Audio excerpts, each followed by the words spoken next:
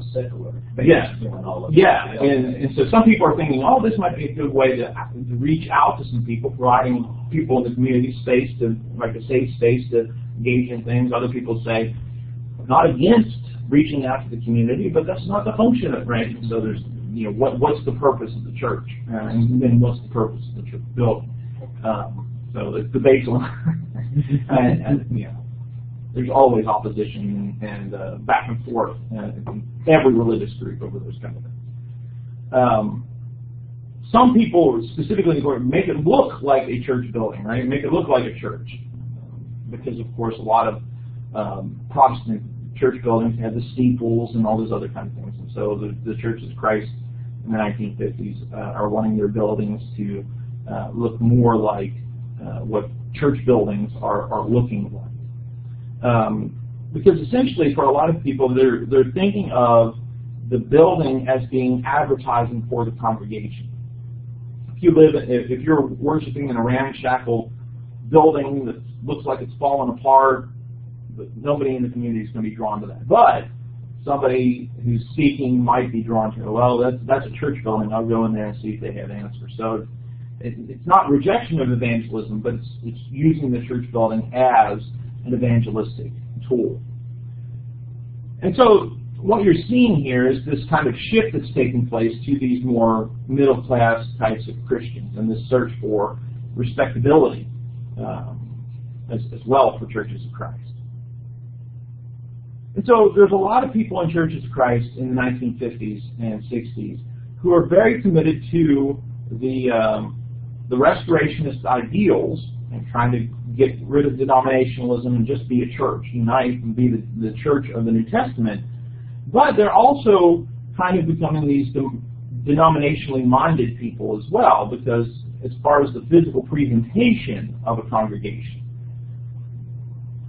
because when it comes down to it, what is there from the outside? What would differentiate a building for the Churches of Christ from any other group except the name on the sign? Right? And so there's this kind of denominational mindset of this is how we have to present ourselves to compete with the Baptists, Presbyterians, Methodists, right, every other group.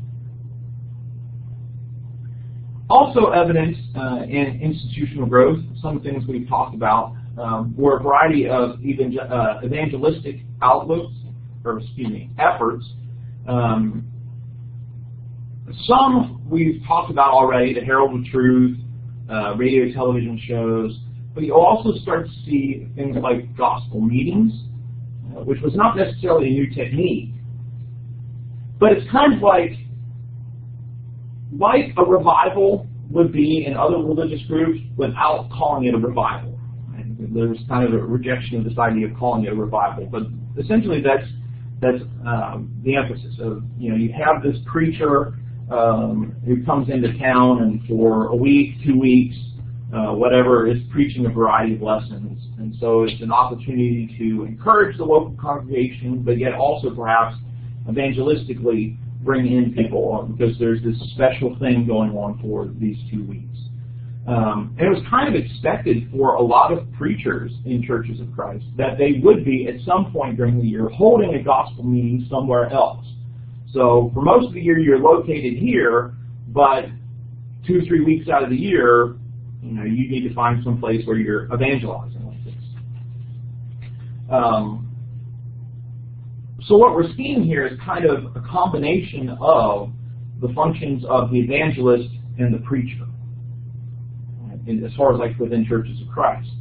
That the evangelist was somebody who had some distinct things, and the preacher was somebody within the congregation. But now we have this paid individual who is both professionally preaching to us every week, but yet also engaged in evangelism. Eventually, of course, a lot of times, a lot of these prominent preachers become the sought-after speakers. That you want to bring in this person because he's well-known among the Churches of Christ. Most congregations usually had at least one gospel meeting a year, and sometimes the gospel meetings were used to plant a church. So if there was an area where there wasn't a congregation in Churches of Christ, a church might say, well, we're planning a church here, and so let's have a gospel meeting, get people interested, and kind of start off there. Usually, the gospel meetings, the topics tended to focus on evangelistic types of things, the distinctives of the churches of Christ. There are still some gospel meetings around. Some congregations still do them. They are not as prominent as they once were. By the 21st century, they really declined in use. Sometimes there was also these large evangelistic meetings that would be held in a city, let's say like Nashville, where it would be sponsored by a variety of congregations. Several different Churches of Christ congregations would get together and sponsor this meeting. So in Nashville, they're using the Ryman Auditorium or the Grand Ole Opry would be. So the congregations work together, buy out or rent the Ryman Auditorium and have a prominent speaker in there for a week or 2 weeks or whatever. Kind of like they do with stadiums. Yeah, similar types of things, and usually it's several churches in an area are working together to sponsor, Billy Graham when he was doing it, for example. Right. And now I notice that like people like Joel Osteen, which rent out the baseball team is in Texas. He was in Houston. Yeah. Probably the Houston. Yeah, the Astros. They did. Yeah. And he's one that's similar types of things. And so depending on who the person is, you can have a larger draw, right? Because at one point, Billy Graham was filling up Yankee Stadium. Another example of this kind of institutional effort at evangelism was the development of World Bible School. This is a group still around. The focus for World Bible School, as it started, was overseas evangelism. And it was evangelism by correspondence course. And so you would find people predominantly it starts off in evangelizing Africa.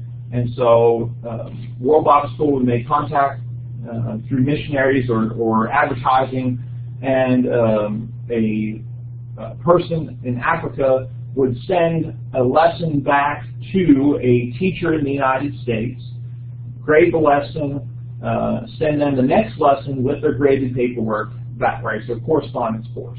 But it's an effort at evangelism, especially if you're not able to support a missionary, and obviously, and this is true with any religious group, the number of people that are wanting to do full-time mission work is a lot less than the need to out there to evangelize, right? But this was a way to evangelize, but not actually going into the field. And often, the World Bible School helped to supplement missionary efforts, also make contacts for missionaries, so that as the teacher and the student were corresponding, if it seemed like the student wanted to be baptized, wanted to know more, they could make contact with a nearby missionary through the teacher.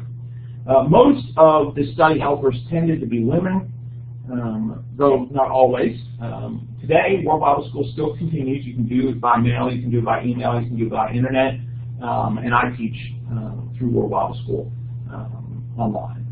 So so a lot of them are women, but not all. But yeah, it's an effort to try and evangelize, but it is kind of an institutional type of thing. Right? The World Bible School starts as a separate organization. I think it was under, when it started, the leadership of a specific church, but now it's kind of become this more autonomous type of organization. And then finally, we'll finish with this, also very successful in the 1950s and 60s especially, were home Bible studies. These evangelistic efforts in homes where people would engage in Bible study. Certainly you could do that to Christians to educate, but the focus of home Bible studies in the 50s and 60s tended to be on evangelistic efforts. So you're studying with someone you're trying to convert. Very popular in the 50s and 60s and even into the 70s were the Jewel Miller film strips, or the visualized Bible study. It was a program developed by a man named Jule Miller, J-U-L-E, Miller. And so he had this film strip that he developed that covered the history of the Bible, salvation. It was like a 5-part series. And so you set it up with a projector, stuck in the audio cassette, press play, and the projector would go through, and there would be this recording telling about different things about the Bible and those kind of things. And so you would kind of, that was one popular way of how people evangelized in their homes.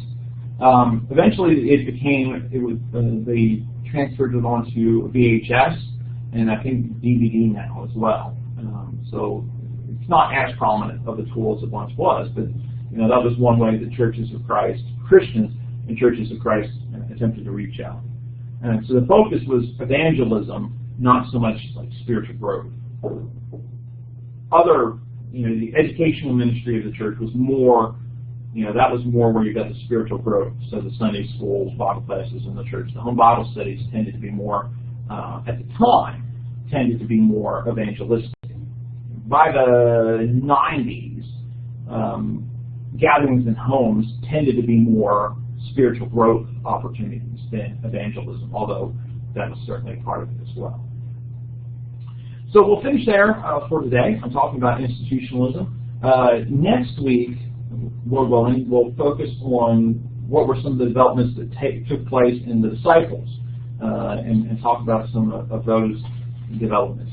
Don't forget that the next essay on the ancient restoration of the ancient order of things is due tomorrow. And so we'll pick up again on Tuesday.